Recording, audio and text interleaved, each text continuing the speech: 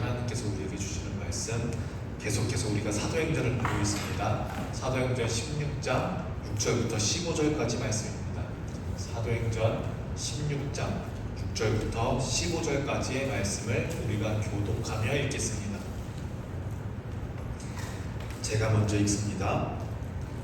성령이 아시아에서 말씀을 전하지 못하게 하시거늘 그들이 부르기아와 갈라디아 땅으로 다녀가 무시아 앞에 이르러 비두니아로 가보자 했으되 예수의 영이 허락하지 아니하시는지라. 무시아를 지나 드로아로 내려갔는데 밤에 환상이 바울에게 보이니 마게도냐 사람 하나가 서서 우리에게 청하여 이르되 마게도냐로 건너와서 우리를 도우라 하거늘. 바울이 그 환상을 보았을 때 우리가 곧 마게도냐로 떠나기를 힘쓰니 이는 하나님이 저 사람들에게 복음을 전하라고 우리를 부르신 줄로 인정함이로라.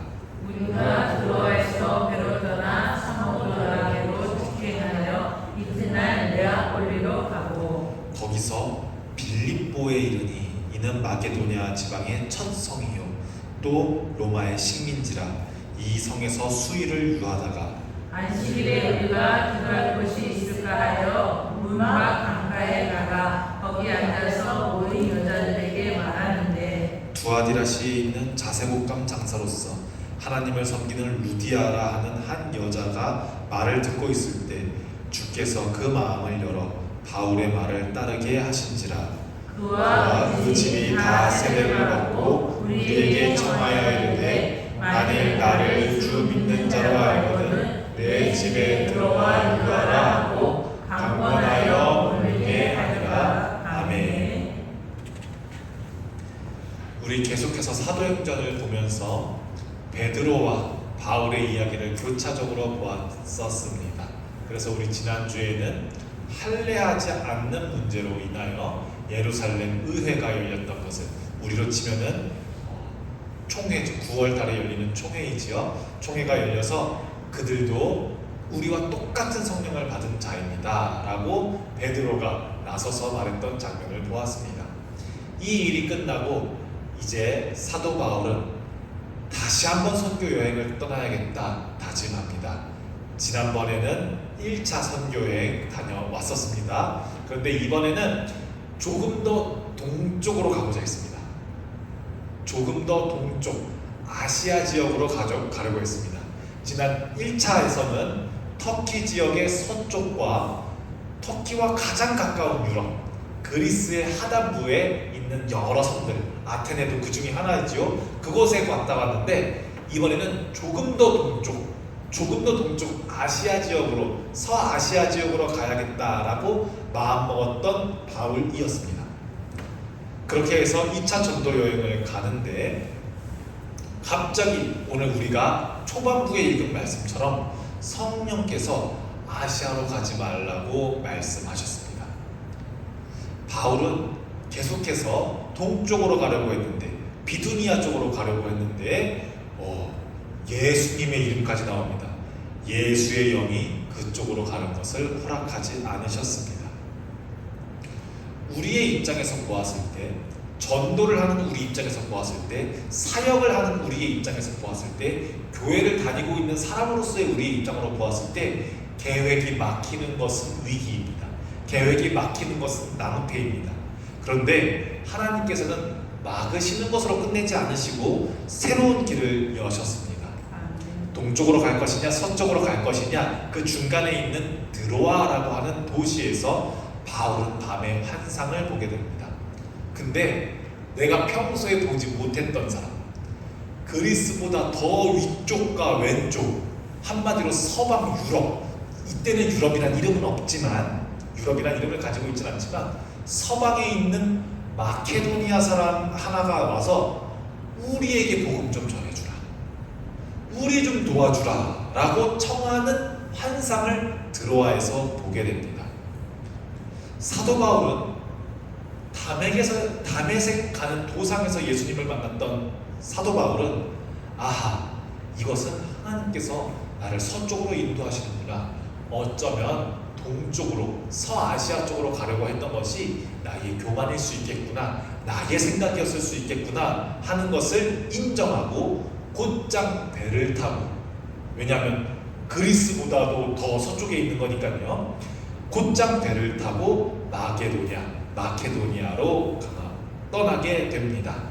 그리고 우리가 읽은 성경에서 우리 처음 들어보는 특이한 지명이 많이 나오죠. 사모드라게, 네아폴리를 거쳐 로마의 식민도시 마케도니아의 첫 성, 그러니까 마케도니아의 가장 남부 지역 빌립보에 도착했습니다.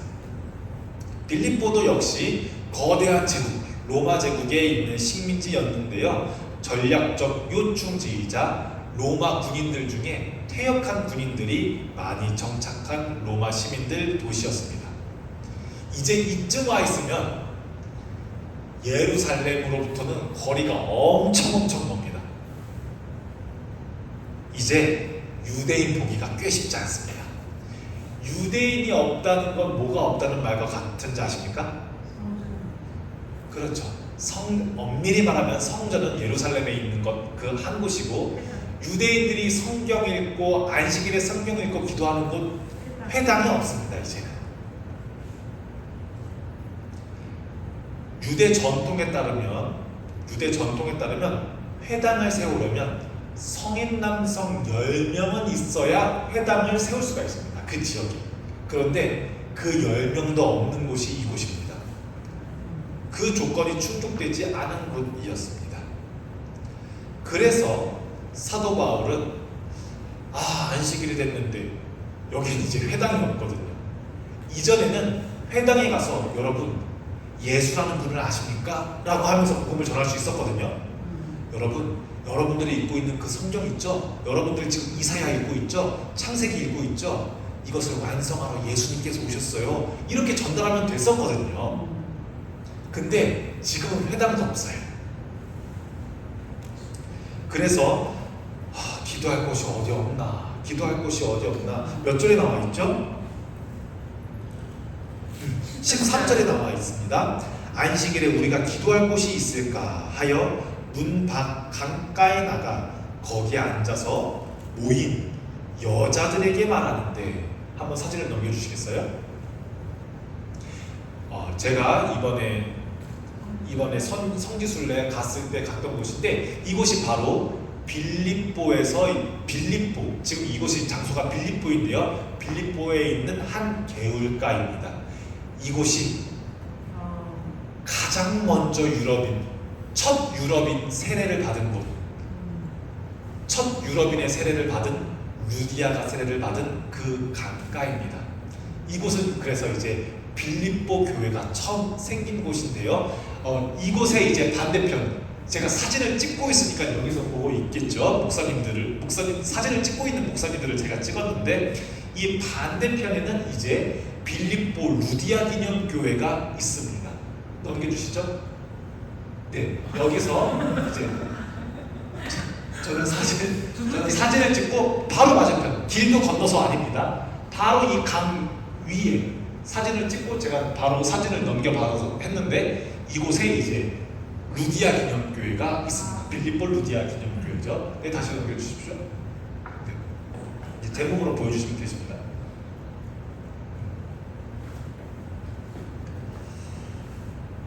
그래서 강가로 나갔는데, 이제 강가에서는 여인들이 빨래하고 옷감 일하는 사람들은 여기서 천에 물 묻히는 일을 하고 그러고 있거든요. 그중 한 사람이 나랑 비슷한 일 하네, 자주 옷감 장사하는 루디아라고 하는 여성이었습니다. 루디아는 이제 로마 사람이니까, 로마 시민이니까 여성임에도 불구하고, 우리 자기네 나라 유대인들은 여성은 아무것도 못하거든요. 근데 이 유럽에 와보니까 여성임에도 불구하고 가게를 스스로 책임질 만큼 영향력 있는 여성이었고, 하나님을 또한 경외하는 사람이었습니다. 그리고 바울이 전한 복음을 들었을 때 주님께서 루디아의 마음을 여셔서 유럽으로 선교하는 것에 첫 세례받은 이가 바로 루디아가 되게 됩니다. 이방인도 아니었고요, 남성도 아니었습니다. 이 루디아가 세례를 받아 유럽의 첫 세례를 받게 됩니다. 루디아는 자신의 집을 열어 바울 일행을 머물게 하고 그것은 빌립보 교회의 시작이 되었습니다. 참 독특합니다. 바울은 대도시를 다니면서 시골, 사람 없는 시골 말고 사람이 많은 곳에 예수님을 전해야 되니까 대도시에 가서 예수님을 전했거든요. 그러면 여성에게 세례를 주는 건 별로 좋은 선택이 아니에요.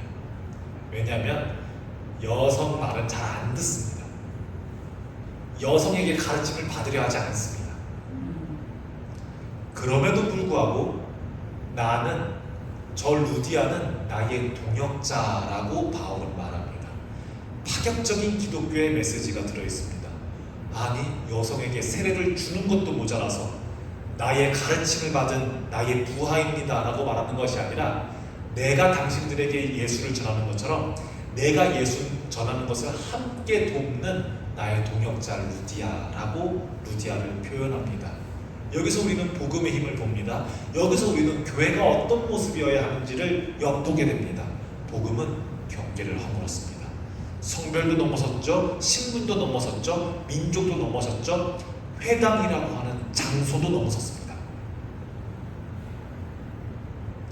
오늘 우리는 교회가 종종 비기독교인들을 배척하거나 혹은 저 사람은 예수를 못 믿었네, 내가 예수를 전해줄게, 내가 마치 진리를 소유하고 있는 사람이냐, 내가 높은 곳에서 아래쪽으로 진리를 떨어뜨려주는 것처럼 우리는 생각하기 참 쉽습니다. 그러나 바울은 루디아를 그런 사람으로 보지 않았습니다. 어둠에 떨어져 있는 자식아, 내가 전해주는 복음을 들어라, 이렇게 행동하지 않았습니다. 회심시켜야 할 대상으로 보지 않았다는 겁니다. 오히려 내가 예수를 전하고 싶은데 복음 공동체를 나와 함께 세워갈 동역자로 루디아를 바울은 보았습니다. 여기서 우리는 복음의 참모습을 보게 됩니다. 아하, 내가 높은 위치에서 낮은 곳으로 복음을 떨어뜨리는 게 우리가 취해야 할 행동이 아니라 함께 걷는 길로, 동역의 길로 초대하는 것이 복음이구나.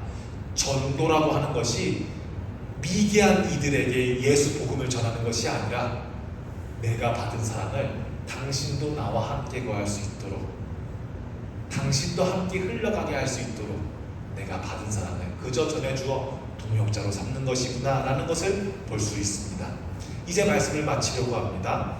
하나님께서 부르시면 바울처럼 우리의 계획을 내려놓고 방향을 바꾸는 순종의 용기를 가져야 합니다.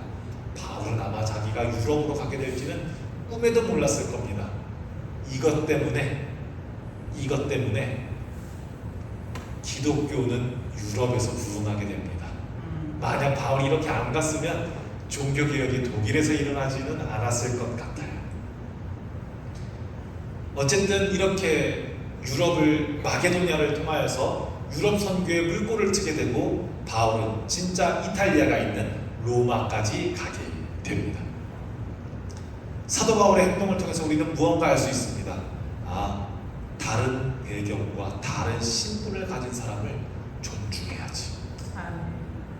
그 사람 안에서 나도 하나님의 형상인 것처럼 저 사람도 하나님의 형상임을 인정해야지.